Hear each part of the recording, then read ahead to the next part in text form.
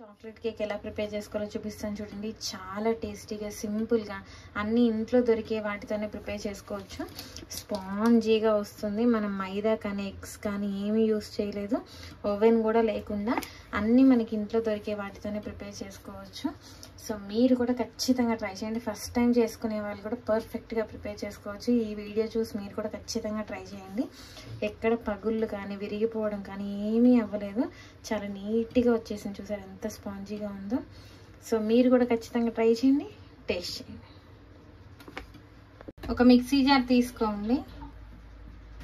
ఇదిగోండి, ఒక పావు తక్కువ కప్పు గోధుమ రవ్వ తీసుకోండి. అందులో ఇలా ఫుల్ చేసుకోండి. ఒక 3 స్పూన్స్ తోటి మైదా ఫ్లోర్ని కానీ గోధుమ పిండి అయినా సరే ఇలా సమానం చేసుకోండి. ఒక ఫుల్ కప్పు. ఇదిగోండి, ఇలా ఒక 1 ఫుల్ కప్ తీసుకోండి. ఇది చాక్లెట్ రవ్వ కేక్ కాబట్టి ఇందులో కోకో పౌడర్ ఒక పావు కప్పు వరకు వేసుకోండి.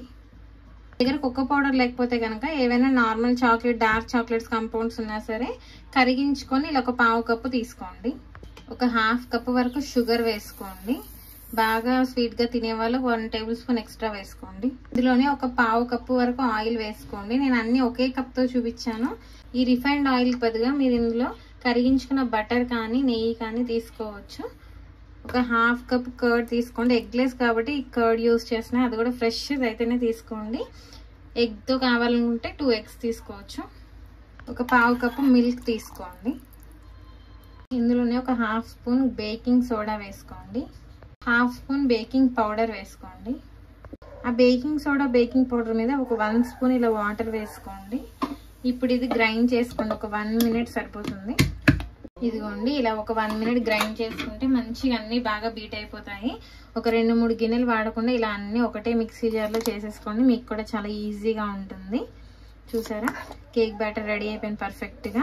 అన్నీ ఇవే క్వాంటిటీ వేసుకోండి.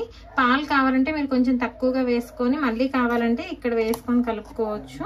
ఇప్పుడు ఇది ఒక 5 మినిట్స్ మూత పెట్టుకొని అలాగే వదిలేయండి. ఇదిగోండి, ఒక 5 మినిట్స్ తర్వాత చక్కగా రవ్వ అనేది కొంచెం ఉబ్బుతుంది. ఆ రవ్వ ఉబ్బి కూడా ఇంతే లిక్విడ్గా ఎందుకుంది అనుకున్నారా, షుగర్ ఉంటుంది కదా, అది కొంచెం మెల్ట్ అయ్యి మనకి కరెక్ట్ కన్సిస్టెన్సీ అనేది వచ్చేస్తుంది. అందులో ఒక 2-3 డ్రాప్స్ ఆయిల్ వేసుకోండి. ఒక స్పూన్ మైదా ఫ్లోర్ వేసుకొని ఒక లేయర్ లాగా డస్టింగ్ చేసుకోండి. ఇలాగా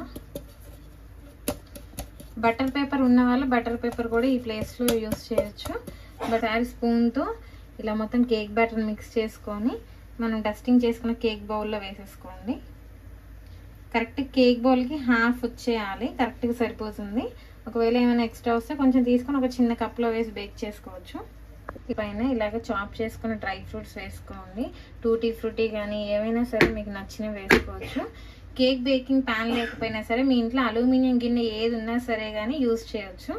బేక్లో కేక్ బేక్ చేయడానికి నేను ఇలాంటిది యూస్ చేస్తున్నాను ఎప్పటి నుండో. సో నేను ఇందులో చేసుకుంటున్నానండి. బొగోన్లా ఉంటుంది, నాన్ స్టిక్ది. మీరు కావాలనుకుంటే అల్యూమినియం గిన్నె అయినా పెట్టుకొని ఇలా ప్రీహీట్ చేసుకోండి ఒక 5 మినిట్స్. 5 మినిట్స్ తర్వాత అలా ఒక స్టాండ్ పెట్టుకొని కేక్ బ్యాటర్ ప్యాన్ పెట్టేసుకోండి. ఇప్పుడు దీని మీద మూత పెట్టేసుకొని 25 to 30 మినిట్స్ వరకు బేక్ చేసుకోండి. 25 మినిట్స్ తర్వాత ఒకసారి చెక్ చేసుకొని ఆ తర్వాత ఇంకో 5 మినిట్స్ బేక్ చేసుకోండి కావాలనుకుంటే. స్లో టు మీడియం అడ్జస్ట్ చేసుకుంటూనే చేసుకోవాలి, హైలో పెట్టకూడదండి. ఇదిగోండి, 25 to 30 మినిట్స్ అయిపోయింది. ఇప్పుడు ఒకసారి చెక్ చేయండి.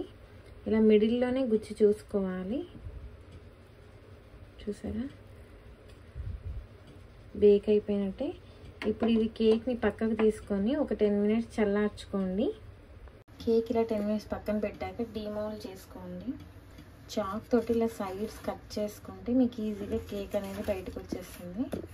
చూసారా, కేక్ కూడా ఏమాత్రం విరిగిపోకుండా ఎక్కడ పగుళ్ళు రాకుండా నీట్గా వచ్చేసింది. అంటే మనకు కరెక్ట్గా అన్నీ సరిపోయాయి. తీసుకొని ఇలా రివర్స్లో బోర్లించుకోండి. ట్యాప్ చేసుకోండి పైన.